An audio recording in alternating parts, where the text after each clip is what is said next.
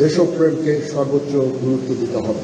তোমাদের সাহসিকতার সাথে সকল পরিস্থিতি মোকাবেলা করতে হবে।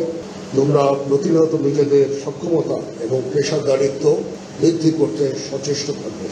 প্রশিক্ষণ সমাপ্তকারী অফিসার ক্যাডেটবৃন্দ, সেনাবাহিনীর দীর্ঘদিনের ঐতিহ্য, রীতিনীতি, সুনিয়ন্ত্রিত জীবন পদ্ধতি এবং রেজিমেন্টেড লাইফকে তোমরা মনে প্রাণে গ্রহণ করে সর্বদা নিজেদের শারীরিক ও মানসিক প্রস্তুতি বজায় রাখবে। মনে রাখবে, তোমাদের উপর অর্পিত হবে সেনাবাহিনীর ভবিষ্যৎ নেতৃত্ব দানের গুরুত্বপূর্ণ দায়িত্ব। বাংলাদেশ সেনাবাহিনীর মূল মন্ত্র, সমরে আমরা, শান্তিতে আমরা, সর্বত্র আমরা, দেশের তরে, এটাতে উজ্জীবিত হয়ে মাতৃভূমির স্বাধীনতা সার্বভৌমত্ব রক্ষাই হবে তোমাদের জীবনের প্রথম এবং প্রধানতম ব্রত।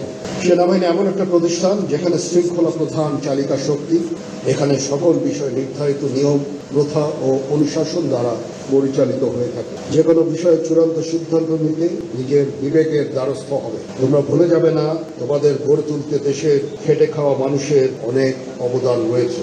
মনে রাখবে, সামরিক জীবনে ধর্মীয় মূল্যবোধের চর্চা ও ধর্মীয় অনুশাসন মেনে চলার গুরুত্ব অপরিসীম, যার মাধ্যমে একজন সেনা সদস্য কর্মক্ষেত্রে নিজেকে আদর্শবান, মর্যাদাবান ও উন্নত চরিত্রের অধিকারী হিসাবে গড়ে তুলতে সক্ষম হয়।